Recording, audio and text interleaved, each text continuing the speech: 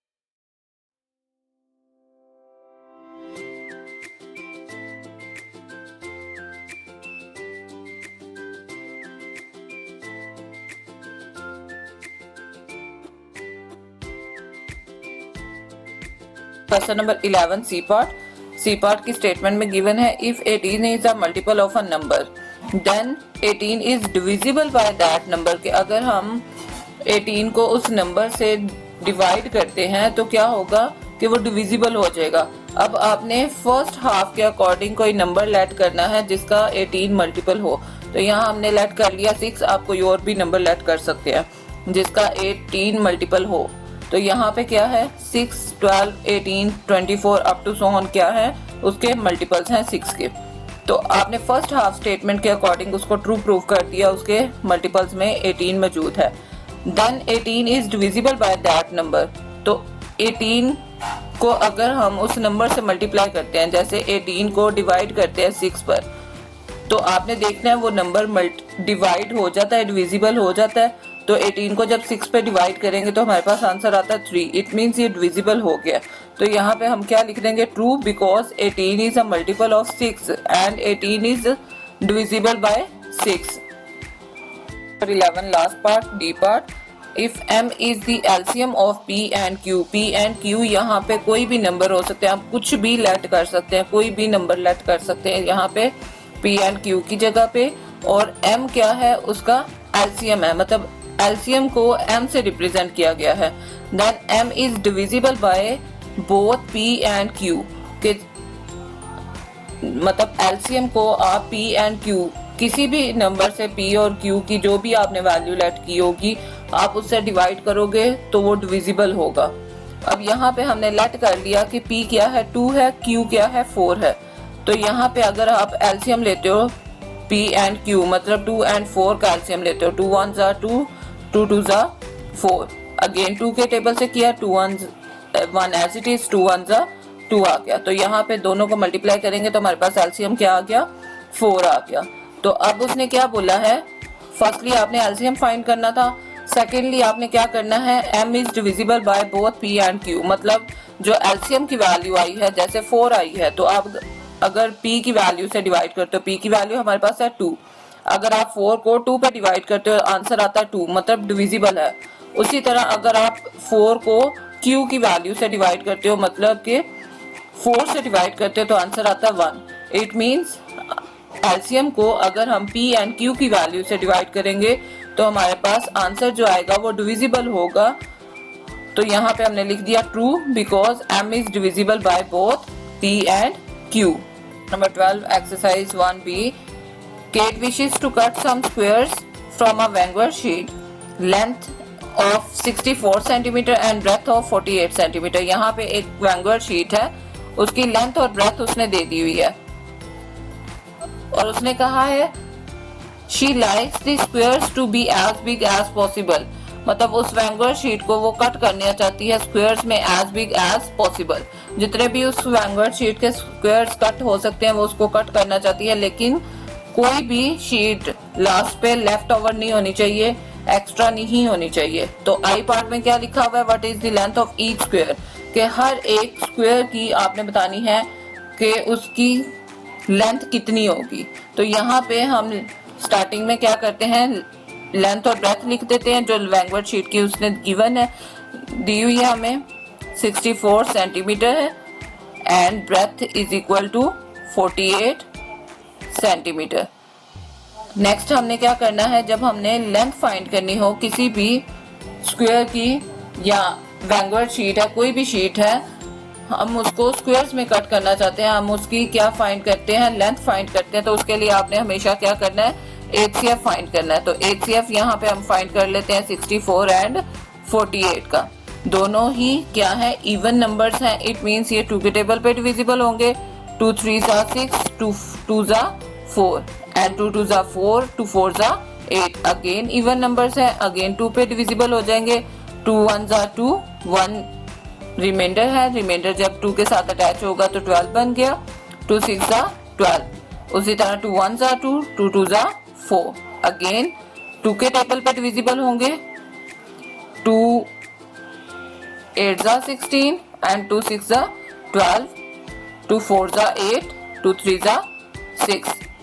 Next में 4 and 3 reminder है, दोनों ही किसी सेम टेबल पे डिवाइड नहीं होते। इट मींस ये यहीं पे स्टॉप होगा। HCF आप लास्ट पे वैल्यू फाइंड कर लोगे, HCF is equal to 2 multiply 2 multiply 2 multiply 2, 4 time 2 multiply हो रहा है। तो यहाँ पे हम मल्टीप्लाई करके देख लेते हैं, 2 2 4, 4 2 8, 8 2 16। तो यहाँ पे आ गया हमारे पास आंसर 16। अब लास्ट पे आपने क्या करना है, जब HCF आपने फाइंड कर लिया तो आपने वही सेम स्टेटमेंट लिखनी है जो उसने कहा है फाइंड करने के लिए, what is the length of each square. तो आप यहाँ पे लिख दोगे the length of each square, the length of each square,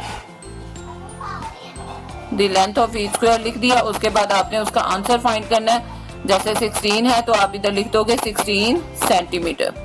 हमारे पास जो वैल्यूज गिवन थी वो सेंटीमीटर में थी, इसलिए आपने आंसर में भी सेंटीमीटर लिख देना है। नेक्स्ट है सेकंड पार्ट। सेकंड पार्ट में यहाँ पे वैल्यू गिवन है, how many squares can she cut all together. आपने टोटल स्क्वायर्स बताने हैं कि उसने कितने कट किए हैं। तो जब हम स्क्वायर्स की बात करते हैं, हाउ मेनी मतलब नंबर ऑफ बताने हैं कि कितने हैं, तो आप क्या करोगे, आप मल्टीप्लाई करोगे नंबर ऑफ स्क्वायर्स फाइंड करने हैं। तो यहाँ पे हमने नंबर ऑफ स्क्वायर्स लिख दिया, number of squares is equal to जो फर्स्ट वैल्यू गिवन है लेंथ की वैल्यू को आपने डिवाइड करना है HCF की वैल्यू से। HCF क्या आया था हमारे पास 16 से डिवाइड किया मल्टीप्लाई। उसके बाद आपने सेकंड वैल्यू क्या थी हमारे पास, ब्रेथ थी, ब्रेथ की वैल्यू लेनी है और उसको डिवाइड कर देना है HCF की वैल्यू से 16 से। तो यहाँ पे हमारे पास आंसर आ गया, 64 को 16 पे डिवाइड करेंगे 4 आ जाएगा, 48 को 16 पे डिवाइड करेंगे 3 आ जाएगा। तो दोनों को मल्टीप्लाई किया, 4 3 12, तो यहाँ पे हमारे पास आंसर आ गया 12। इसके अलावा यहाँ पे अगर आप इस स्टेप को स्किप करके डायरेक्ट करना चाहते हो तो उसका वे क्या है, जब आपने HCF फाइंड किया तो यहाँ पे लास्ट पे देखें हमारे पास वैल्यू 4 और 3 आई है, तो आप क्या कर सकते हो 4 और 3 को डायरेक्ट मल्टीप्लाई करके आंसर फाइंड कर सकते हैं। अगेन बता देती हूँ मैं, आपने ऊपर वाली वैल्यू लेट करनी है, जैसे ऊपर जो सेकंड वैल्यू थी वो हमारे पास ब्रेथ की थी, तो आपने ब्रेथ की वैल्यू को ऊपर रखना है और डिवाइड करना है HCF की वैल्यू से। तो ये आपने याद रखना है, ब्रेथ की वैल्यू को HCF से और लेंथ की वैल्यू को HCF से डिवाइड करना है, फिर इसका आंसर आएगा। Number 13 exercise 1B, a class has between 30 to 40 students. एक क्लास है जिसमें टोटल 30 to 40 स्टूडेंट्स हैं। Each boy in the class brings, मतलब हर एक बॉय ने 15 चॉकलेट्स लेकर आनी है, चॉकलेट बार्स लेकर आनी है for a class party, class की पार्टी के लिए in a celebration of teachers day. The chocolate bars are shared equally among the 20 girls of the class and their form teacher, मतलब one teacher है, teachers word नहीं है, teacher word है, मतलब एक teacher है, with no leftover, कोई भी रिमाइंडर नहीं होनी चाहिए, कोई भी लेफ्ट नहीं होनी चाहिए चॉकलेट। तो आपने यहाँ पे क्या फाइंड करना है, how many students are there in the class, के नंबर ऑफ स्टूडेंट्स कितने हैं क्लास में। यहाँ पे उन्होंने टीचर का बता दिया है कि एक टीचर है, 20 गर्ल्स हैं, लेकिन हमें बॉयज का नहीं पता कि कितने बॉयज हैं। तो हम क्या करेंगे, हम वो स्टार्टिंग पे जो हमें गिवन वैल्यूज हैं पहले हम वो लिख लेते हैं। यहाँ पे हमें गिवन क्या है, गर्ल्स की वैल्यू गिवन है, गर्ल्स कितनी है हमारे पास 20, तो यहाँ पे हमने 20 लिख दिया। उसके बाद नेक्स्ट हमारे पास क्या गिवन था कि टीचर कितनी है, एक है, तो यहाँ पे हम लिख देते हैं teacher is equal to 1। Next हमारे पास चॉकलेट्स गिवन है कि पर पर्सन, पर स्टूडेंट क्या कर रहा है, 15 चॉकलेट्स ला रहा है। Each boy bring, each boy bring chocolate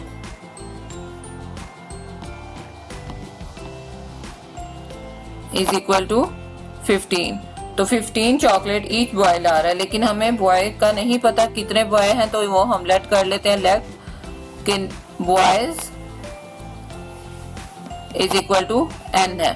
तो यहाँ पे हमने लेट कर दिया कि नंबर ऑफ बॉयज कितने हैं, n है। तो यहाँ पे हम क्या करेंगे, for example 15 chocolates each boy लेकर आ रहा है, तो हमने क्या करना है, 15 को मल्टीप्लाई कर दिया n के साथ।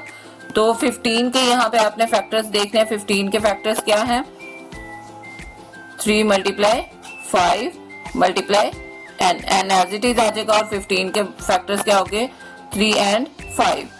तो यहाँ पे नेक्स्ट हमारे पास अगर आप देखो तो हमारे पास टोटल स्ट्रेंथ कितनी बन रही है, 20 टीचर्स 20 स्टूडेंट्स हैं, गर्ल्स हैं, और टीचर कितनी है 1, मतलब टोटल हमारे पास हो गए 21। अब 21 के अगर फैक्टर्स देखते हैं तो हमारे पास क्या आ जाएगा, 3 मल्टीप्लाई 7। तो यहाँ पे जो डिफरेंट वैल्यू है 7 है, तो 7 के अगर हम मल्टीपल्स देखते हैं तो यहाँ पे मल्टीपल्स ऑफ 7 क्या है, multiples of 7 is equal to 7, 14, 21 and up to so on. अब यहाँ पे उसने रेंज हमें बताई हुई है कि 30 to 40 के दरमियान में होनी चाहिए रेंज।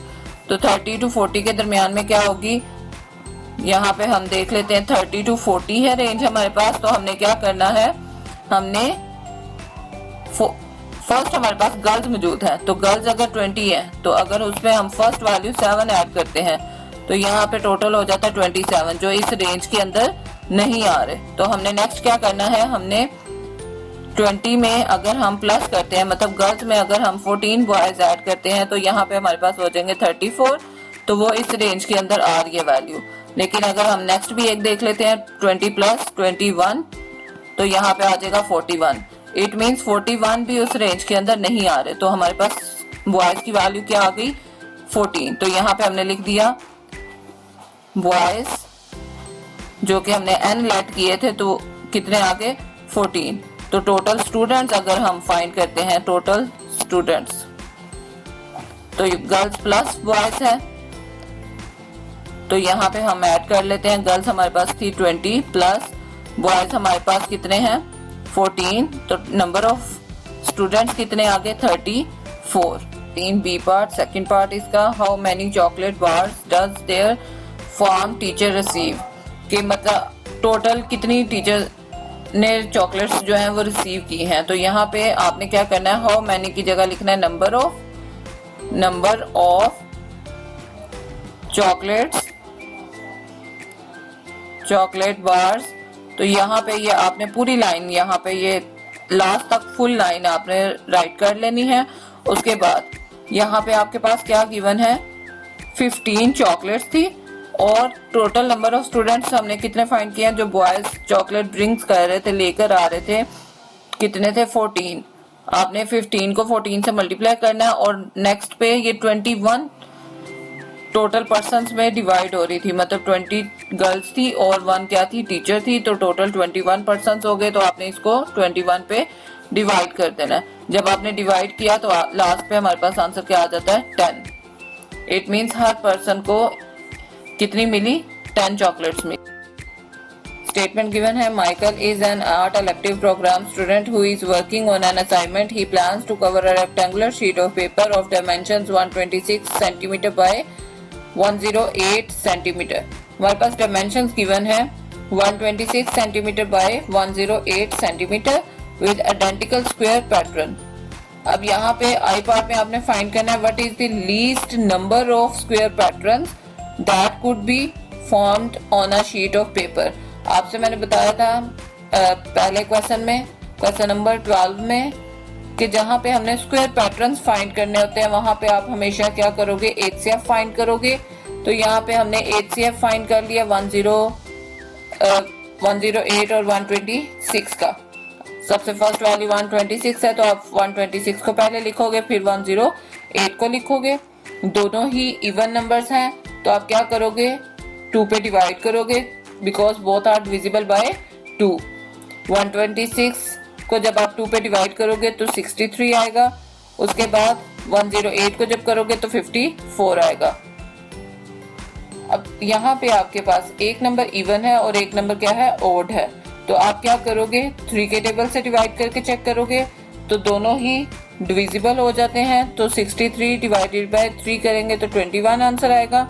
54 डिवाइडेड बाय 3 करेंगे तो 18 आंसर आएगा। तो यहाँ पे अगेन 3 पे डिवाइड करेंगे 7 और 6 आ जाएगा हमारे पास। तो यहाँ पे आपके पास HCF क्या आ गया 18। आपने लेफ्ट साइड वाली वैल्यूज को मल्टीप्लाई करके HCF फाइंड कर लेना है। जब आपके पास HCF आ गया तो लास्ट पे आपने क्या लिखना है, लेंथ ऑफ ईच स्क्वायर क्या है 18 आ गई, 18 सेंटीमीटर। नेक्स्ट आपने क्या करना है, उसने कहा नंबर ऑफ पैटर्न्स बताने हैं आपने। तो what is the least number of square patterns क्या है हमारे पास, number of patterns that can be formed. Last पे जो 2 नंबर्स बचते हैं HCF में 7 और 6 जो मजीद डिविजिबल नहीं होते, तो आपने क्या करना है, उन दोनों नंबर्स को मल्टीप्लाई करना है तो आपके पास नंबर ऑफ स्क्वायर पैटर्न्स आ जाते हैं। इसके अलावा अगर आप वैल्यू फाइंड करके करना चाहते हो, जैसे लास्ट क्वेश्चन में, क्वेश्चन नंबर 12 में मैंने आपको बताया था कि आप फर्स्ट वैल्यू जैसे 126 है, 126 डिवाइड करते हो HCF की वैल्यू से 18 से और मल्टीप्लाई कर देते हो 108 मतलब सेकंड ब्रेथ की वैल्यू को HCF की वैल्यू से, तो आपके पास 7 और 6 आ जाएगा। उसी तरह जब हम सेकंड पार्ट सॉल्व करेंगे, सेकंड पार्ट की स्टेटमेंट हमारे पास गिवन है, how do you determine whether each shape can the patterns be if they are to fit the sheet of paper perfectly। मतलब अगर आप स्क्वायर के अलावा किसी और शेप में कट करना चाहते हो तो आपने बताना है कि वो कौन कौन सी शेप्स होंगी। तो यहाँ पे आपके पास गिवन है shapes that fit the sheet of paper perfectly are triangular. तो यहाँ पे आपके पास ट्रायंगुलर शेप्स गिवन है जिसकी 3 साइड्स होती हैं। उसके बाद ट्रेपीजियम आपके पास जो आप यहाँ पे शेप के लिए यूज करोगे वो विद 2 राइट एंगल्स वाली ट्रेपीजियम यूज करोगे। यहाँ पे आपको पास जो विद 2 राइट एंगल्स वाली ट्रेपीजियम शेप है वो आपको शो करती गई है। यहाँ पे भी राइट एंगल है, यहाँ पे भी राइट एंगल है, तो ये आपके पास ट्रेपीजियम शेप आ गई। उसके बाद है रेक्टेंगुलर शेप। तो यहाँ एक बुक की फॉर्म है जो रेक्टेंगुलर शेप में है तो आपको शो की गई है। ये 3 शेप्स हैं जो स्क्वायर के अलावा हम उस शीट को इक्वली डिवाइड करके कट कर सकते हैं, मतलब कोई भी लेफ्ट ओवर नहीं होगी इससे।